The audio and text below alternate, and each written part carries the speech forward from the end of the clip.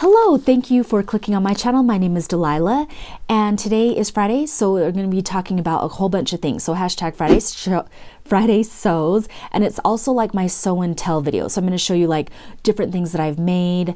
Oh, also Fabriccom went out of business, so we'll talk a little bit about that. I also found some good fabric from Walmart, so I'll have to share with you what I found there, and then also I will show you the pattern that I'm working on, and that one I'll share with you in a minute as well. I just want to kind of stay on track because I got a lot of things here to show you. Oh, and then I also want to let you know the dress that I'm wearing is the Simplicity 9014, and this one I did a pattern review. This one is really cozy because the temperatures have dropped. They've been around like 45, 50 degrees, which is kind of cold here in Utah. So this is just really nice, and it's like a relaxed fit sweater for fall, winter. On Tuesday, I posted a video about like time blocking and how I find time to sew. And so today I'm going to show you some finished projects from that video. And if you haven't checked it out, make sure that you click on the link right there above to check out that video. Because if you're having a hard time finding time to sew, I've got some really good ideas for you in that video. You saw in my last video, I had these bags together. So these are my key fob strips that I was cutting up. And so I got to show you how cute these are that I'm making. And I actually embroidered some names on my embroidery machine. So I'm just going to finish these off. I have my tool right here. Let me know if you've ever used key fob hardware. I just got these off of Amazon, and I can leave them in the descriptions tab below. I'll leave the link for you. And these key fobs, I think I'm going to make a tutorial on it because you guys, Christmas is coming up, and I think that these are a great gift, even if you don't embroider their name. I have some here that are just continuous patterns, but yeah, you don't need to put a name on them. Let me just show you really quick. So what I do is I sew it up. Let's see here. This is also a great way for me to stay organized in my sewing room. So whenever I want to come back to doing these key fobs, I'll just come in here. And so some of these I've already sewn the strips together, and it's just a 3-inch width by like 10. So you do the scrappy ones. And then I also already have some of this, these strips that go inside. I've got these all ready to go as well. This one's a little bit shorter, and you just put those in there, and you probably know what to do. I'll also have a tutorial later on, but what I'll show you, what I'm going to do right now, a lot of times I only have like 20 minutes to sew, and then when I get done, like for example, I sewed all these down, and then if I need to go like to work or something like that, I can just throw these back in the bag and just put them back in my drawer. And then when I have time, like right now, to put the hardware on, I'll just go ahead and do a few of those right now. So I have sewn it together like this, and then I love my fray check. I'm just gonna use some fray check on it to make sure that it doesn't fray inside this hardware. Trim this up a little bit. And then I have this hardware, and I wanna make sure that these rivets are gonna be on the back of my key fob, and I just kind of have to balance it in here like this. I also posted a fun video about installing key fobs on Pinterest. You can find me on Pinterest at Simply Delilah. And then you just kind of put that in there, make sure that the fabric hits the bottom, and then just clamp it together. Actually, hold on. I want to get a cleaner cut on this one. These are going to my coworkers and friends. And so let's see, got that in there. Clamp it down like this. And then I love how this one turned out. There you go. It's a cute little key fob. This one is for one of my friends. We've been friends now for, I'll just say 20 years. And so we still keep in contact. We're still really busy, but still try to get together every once in a while. Now, I love all the people that I work with. You know, I have a day job, so I'm making key fobs for them as well. But this is how far ahead I plan things, because these are going to be Christmas gifts. So you guys, we are going to be here in November pretty soon, and I'm going to have all my work Christmas gifts done. But I also am in the mood to make some scrappy hot pads. I love them. And I use the same scraps I use for key fobs when I do like my scrappy hot pads. So let me see. Okay. I can't really do two things at once. So I'm trying to do these key fobs and I'm trying to talk to you, but it's not working. Okay. Another thing that I got finished is a whole bunch of scrunchies. It was my niece's birthday and she's a teenager. So I was like, well, we all can use scrunchies. She's got beautiful blonde long hair. So I gave her some scrunchies, but then I made just a whole bunch more scrunchies. These ones I need to sew up the ends, but again, oh, this one is done. This one is done. Okay. And so I didn't have time to finish them all at once. So when I do have time, I'll go back and sew these and close them up. But see, this is my scrunchie bag that I put on here. Okay, the elastic I need is 9 inches long for an adult. If I'm doing a kids, I need elastic that's 4 inches long. And then I've got the measurements in here. So I already know if I want to add more fabric, I know what measurements I need to put in here. But these ones are all ready for me to sew up. So when I have like an extra 20 minutes, I can just run them through my serger, and a lot of them are all at different stages. So like I have these ones that are already serged up. And so a lot of times, like if I'm sitting on the couch watching TV with my family, that's when I can take my turning tool and just turn all of these right sides out and also feed the elastic through them. So I guess I have a lot to say today. Now, another thing that I got done, because earlier this week, I was cutting like a bunch of fabric so that they would be ready to sew. And I don't know if I talked about this in my last video, but I have like an internal clock that wakes me up at around 5 a.m. each morning. So that kind of gives you an idea. I have like an hour to myself each morning to sew before I have to get ready for work and before I wake my daughter up and try to get her ready for school. So I finished this. I thought this turned out so cute. This is for my daughter. It's just a little night shirt and it's made with the dolman pattern. I got it on Etsy. I've showed it a couple of times, but it's so easy because you don't even have a separate sleeve. It's one piece, but you do sew the bands on the side and then you've got your neck band. But I wanted to show you, I've been having a lot of good luck with my hems lately because everybody was kind of impressed with how nice the hem laid on this dress. And then this one being a knit kind of dress too. It's just a night shirt, but look how nice I got that hem to lay.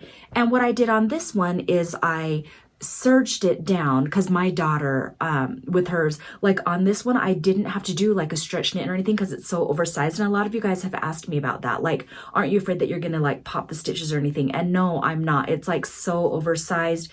But my daughter, she plays hard and I have to make sure that all the stitches are secure. So I serged the bottom first and then I folded it over and I have been folding them about a 1/2 inch. So I've been doing a big thick fold. And then this one, these stitches, they're stretch stitches. And I did these ones on my sewing machine. So it does look like a cover lock serger type stitch, but it's just one that I found on my sewing machine. So this is just a really cute night shirt for her. And then in my last video, I was cutting up and I didn't get finished this dress, but then I ended up getting it finished this morning. And it is a really common pattern that I use too. Simplicity, I'll put it up there. And this one is just a cute like tunic dress and it's made out of this knit corduroy type fabric that I got from Joann's. And so here is the hem on this one. It turned out really nice. And then it's got these really cute ruffle sleeves. I did put it on her. I'll try to get a picture of it because I'm not loving how it looks on her. I kind of like her in more bright fabrics, because this is also one of my favorites that I made of hers just kind of a while ago, but it's the same pattern. So I just wanted to show it to you now. But it's so easy because all you do is just put the elastic through there for the neckband, and then you've got your two different pieces. This is also, I also made one of these with the Project Dress a Girl. Oh my gosh, you guys, Fabric.com. I don't know if you want to say they went out of business, but they like closed shop. If you go to Fabric.com, it'll say something like, oh, thank you for all of your business. You know, we're no longer, you can't order from Fabric.com anymore. Amazon.com took them over. Also, a lot of people have been commenting like, oh, you can find all of their fabric on Amazon now. Well, I've checked because I love their Telio fabric. I don't know where to get like the good rayon Telio fabrics for a good price, because I would get them on their Fast Act Fridays for like $6 a yard. And now when I go on Amazon and I search that, it'll show the picture of those fabrics, and then underneath it, it'll say not available. And for a ton of them, it'll be like not available, not available, not available. And so for me, they just really had a lot of good fabrics for a good price.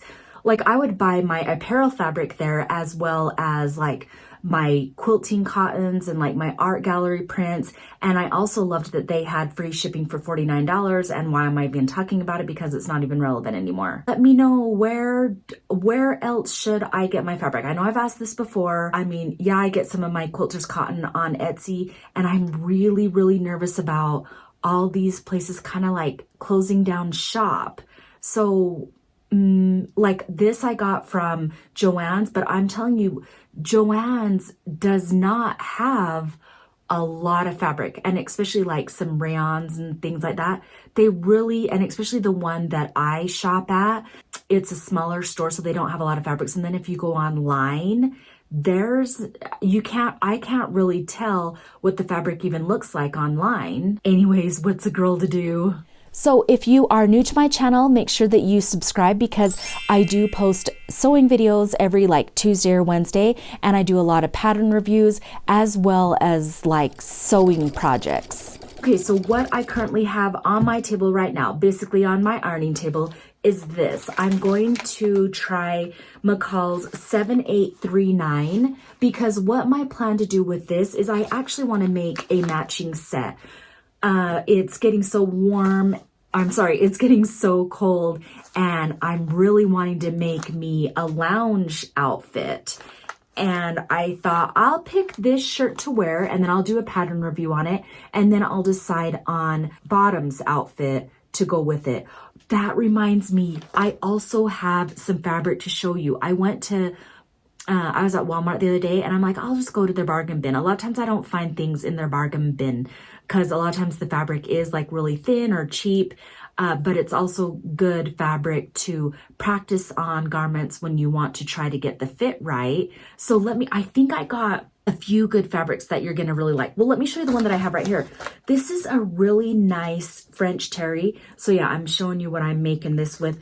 I really like this design, and it's coming up weird on the video right here, but it's a really soft French terry, and I thought this would be perfect for loungewear to just wear around the house, maybe even like a cute, well, I could sleep in it. It's like pajama wear / loungewear. So this one was 3 yards for $8. So 2, 4, 6.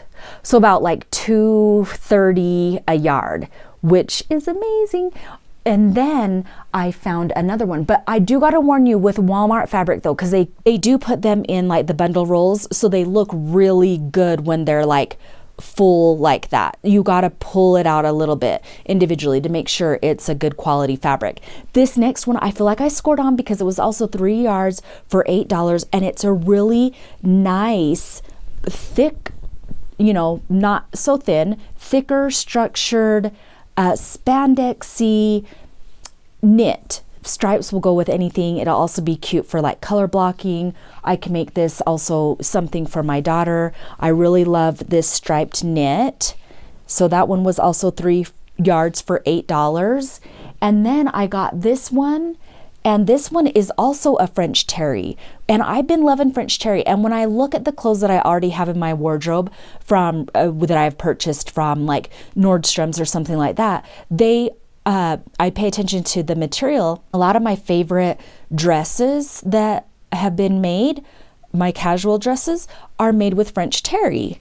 So this one is another French terry fabric. I don't know what I'm going to do with this one. This could be a dress or some loungewear. It's kind of different than what I'm used to, but I think I can probably pull this one off. It's like a native type design. I'm thinking this would probably be cute as a one piece, and it's got really nice backing. It's a French terry, which I guess I already said. So those are a few pieces of fabric that I thought would be really good, and especially because I am wanting to try out some new patterns, and so I need to get the fit right, and so that's going to be perfect because the fabric is not too expensive.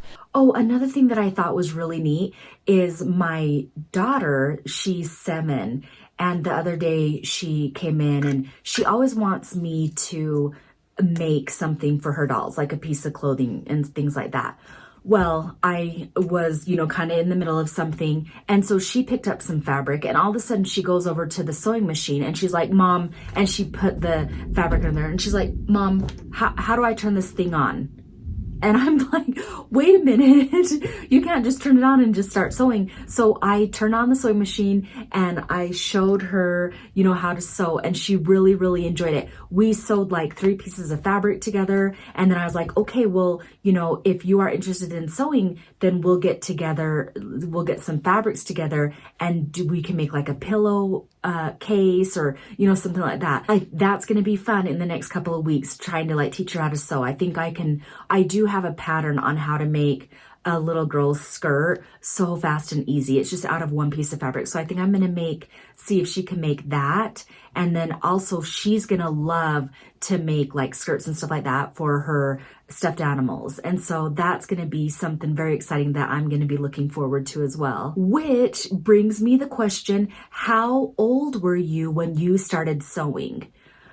Me, I started sewing like in my late 20s because my mom didn't sew. And, but a lot of you, I think, started sewing when you were around like 7 years old. So I would love to hear your story. Leave me a comment. Okay, guys, so there's my video on just like my time blocking, how to be more efficient with the time that you have to sew. Make sure you check out that video, and also check out all the other videos in the hashtag Friday Sews so you can get to know all the other sewing channels here on YouTube. So I do hope you have a wonderful weekend, and until next time, happy sewing. Bye, guys.